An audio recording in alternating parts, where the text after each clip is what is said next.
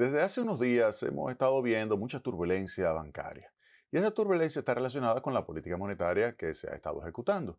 Específicamente, cuando se ejecuta una política monetaria en la cual hay un aumento de la tasa de interés, pues esto impacta el lado pasivo, el lado activo de la banca.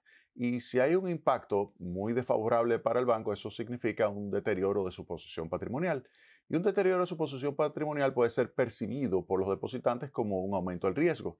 Y esto hace que los depositantes simplemente retiren sus recursos y un problema de liquidez pues puede desembocar en una situación de simplemente insolvencia y quiebra del banco. Pues bien, ¿qué ha sucedido? Por ejemplo, con el Silicon Valley Bank, lo que sucedió fue lo siguiente.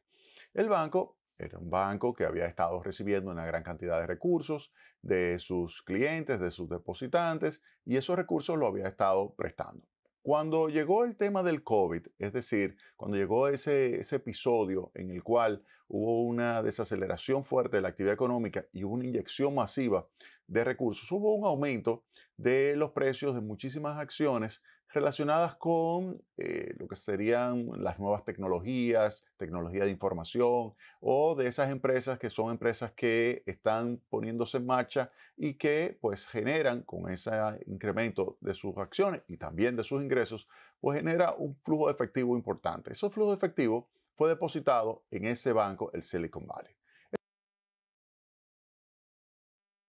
Pues luego tenían que prestarse, pero ¿a quién se le iba a prestar si estábamos en una situación donde había una clara desaceleración? Entonces, la gerencia del Silicon Valley Bank lo que decidió fue colocarlo en un instrumento que es altamente seguro, que son las notas del Tesoro de los Estados Unidos. Esas notas tienen una probabilidad de incumplimiento prácticamente igual a cero. Y esto hace que pues, sea una inversión segura. Claro, es una inversión segura por el hecho de que no habrá un incumplimiento, pero no es segura en el sentido de que los movimientos de las tasas de interés del mercado pueden provocar que el valor de mercado de esos instrumentos financieros, de esas notas del tesoro, pues pueda subir o pueda bajar. Si la tasa de interés de mercado sube por encima de la tasa de interés a la cual se adquirió un instrumento, por ejemplo, al inicio la tasa de interés era, vamos a suponer, 2%, y de repente la nueva tasa del mercado es 5%, pues ya ese que se adquirió con una tasa de un 2%, pues vale menos en el mercado. Entonces, vamos a ver qué sucede. Vamos a suponer que los bancos tenían, por el lado de sus activos, tenían por un lado préstamos, tenían por otro lado inversiones en ese tipo de títulos y tenían otros activos. Por el lado de los pasivos, el banco tenía lo que serían depósitos, tenía bonos, por ejemplo, emitidos, y tenía su capital. ¿Qué ocurre? Vamos a suponer que en algún momento el banco necesitara liquidez para pues hacer frente a un aumento de la demanda de liquidez de parte de las empresas. Cuando hubo una situación de desaceleración de la economía, pues las empresas deciden, mire, necesito en este momento liquidez, déjame retirar mis depósitos, me están cayendo los precios de mis acciones, no puedo hacer levantar capital, no puedo hacer emisiones en este momento porque me saldría muy mal, déjame mejor retirar mi liquidez del banco. Entonces voy al banco y le digo, devuélveme un poco de mis depósitos. ¿Qué sucede? Al aumentar la demanda de liquidez del banco, pues el banco dice, bueno, vamos a ver, yo no tengo toda esa liquidez, no lo tengo depositado, lo tengo invertido. Tengo algunos títulos invertidos y entonces, ¿qué tengo que hacer? Tengo que salir a vender esos títulos. Pero como ya les señalé, como la tasa de interés de mercado es mayor que la tasa de interés que tienen esos títulos, es decir, que cuando esos títulos fueron adquiridos, la tasa de interés estaba por debajo de la tasa de interés del mercado. Entonces, ahora, ¿qué sucedió? Cuando salieron a vender, pues lo que estaban recuperando, en vez de ser el 100% del valor, estaban recuperando quizás 90, 85, diferentes niveles en función del plazo de vencimiento de esos títulos. Entonces, ¿qué ocurrió? Esa pérdida de valor, dada la necesidad de liquidez, pero al reducirse el valor, pues lo que estamos viendo es un deterioro de la posición patrimonial del banco, porque el valor de los activos iba a colocarse por debajo de los pasivos, uno a uno. Es decir, si yo tenía uno de pasivo y tenía uno activo, cuando lo voy a vender ese activo de uno, en vez de recibir uno, recibo 0.9, ya tengo una reducción de ese pasivo que antes estaba respaldado por un activo, un dólar de activo, ahora lo que va a estar respaldado es solamente por 0.9. Entonces tengo que ir al banco y decirle, banco, vamos a utilizar parte de mi patrimonio. Pero ¿qué ocurre? El patrimonio es finito y esto significa un deterioro de su posición. ¿Qué implica esto? Que los agentes económicos que están mirando el banco, que está deteriorándose su posición patrimonial, le dicen, ¿sabe qué? Ese banco está como aumentando su nivel de riesgo, vamos a sacarle mejor estos depósitos. Entonces, si yo saco los depósitos, el banco tiene que ir otra vez al mercado por el lado de los activos, ¿saben? Necesito más liquidez, déjame ir a vender más. Pero al vender más, cae todavía más el valor de ese instrumento financiero. Es decir, que si antes yo iba a recibir por cada dólar de pasivo, antes iba a recibir 1, luego 0.9, luego cuando vuelvo a vender, lo que voy a estar recibiendo es 0.85 y así sucesivamente. Y crea un círculo vicioso que al final lo que ocurre es una pérdida adicional de patrimonio y esa pérdida adicional de patrimonio me hace que todavía el banco sea más riesgoso. Ante esa situación y esa salida fuerte de liquidez que pasó en el Silicon Valley Bank, pero asimismo pasó en el Signature Bank, pues obligó a las autoridades, ante esta corrida contra esas dos entidades financieras, obligó a las autoridades monetarias de los Estados Unidos a intervenirlos. Se intervienen los bancos y de esa manera entonces se le dice, ¿saben qué? A los depositantes, yo le garantizo sus depósitos. Aun cuando el banco tenga un límite, de acuerdo a la ley, de $250,000 por cuenta, lo que yo le voy a decir a ustedes no importa. Si ustedes tienen $500,000, yo le voy a garantizar el 100%.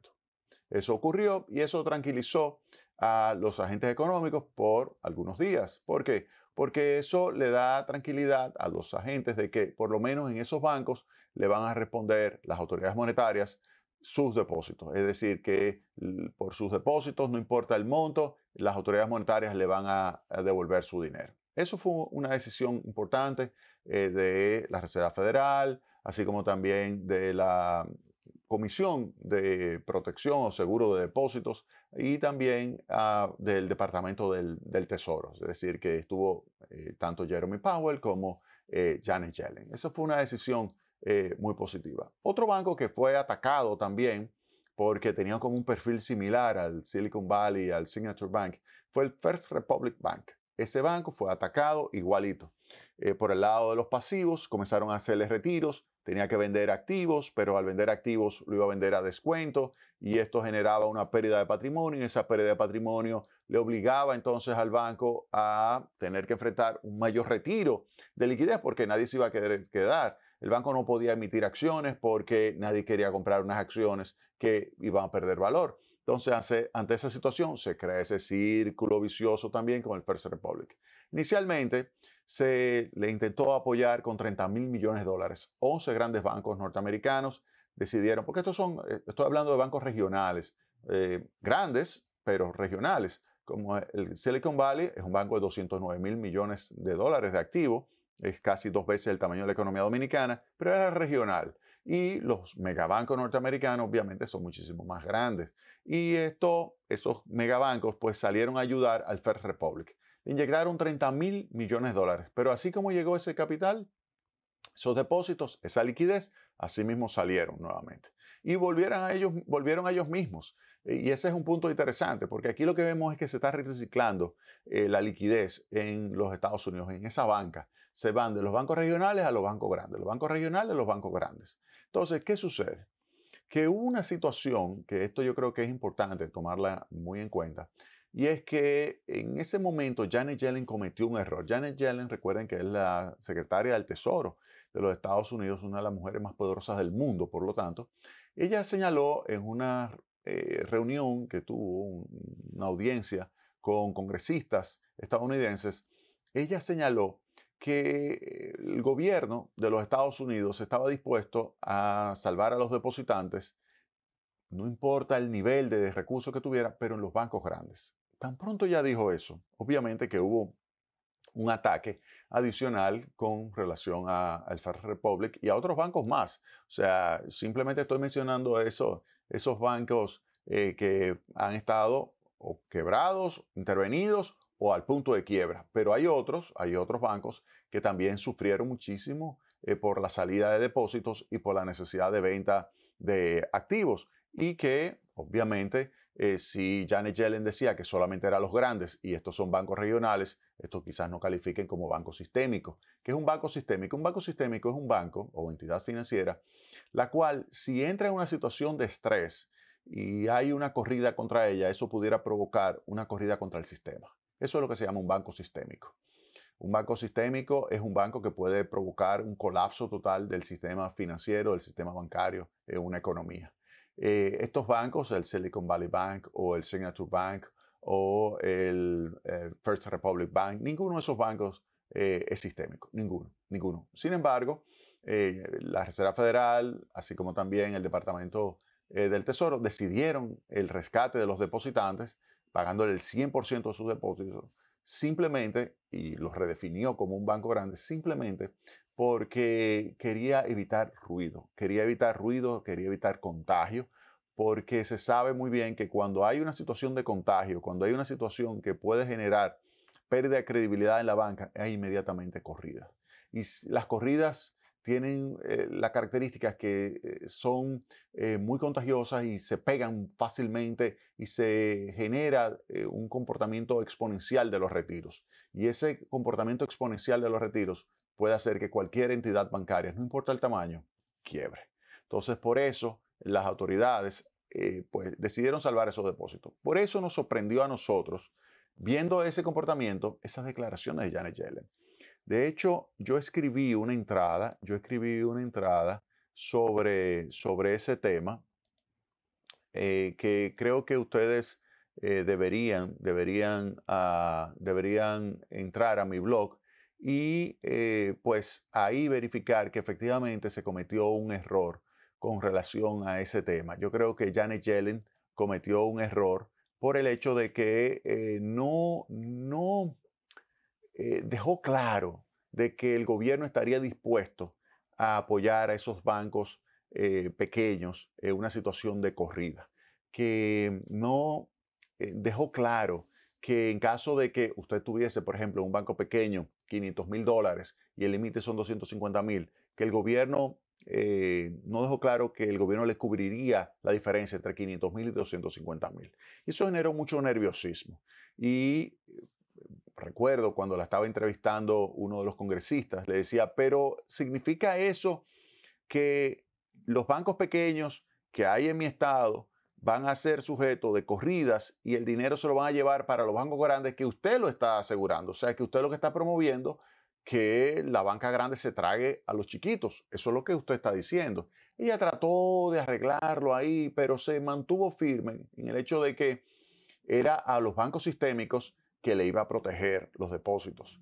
Y eso era algo que le estaban dando seguimiento todos los agentes económicos, porque no querían los agentes económicos pensar que su dinero podía perderse. ¿Usted se imagina eso? Usted no quiere invertir en acciones porque son muy volátiles, muy riesgosas, no quiere invertir en bonos porque de repente pueden perder valor si usted lo quiere hacer líquido y no lo quiere mantener hasta vencimiento. Y usted, como es adverso al riesgo, prefiere depositarlo en el banco. Y usted tiene $500,000. Usted mira, pero eso es mucho dinero. Yo le digo, sí, está bien, pero imagínese que es el ahorro de toda su vida. Usted es un profesional, tiene $500,000 y lo tiene colocado en un banco regional en los Estados Unidos, como el Silicon Valley Bank o el First Republic Bank o el Signature Bank o cualquiera de esos bancos regionales que son conocidos y usted ahí coloca su dinero, $500,000, y de repente hay una corrida porque se le pierde la confianza al sistema, porque las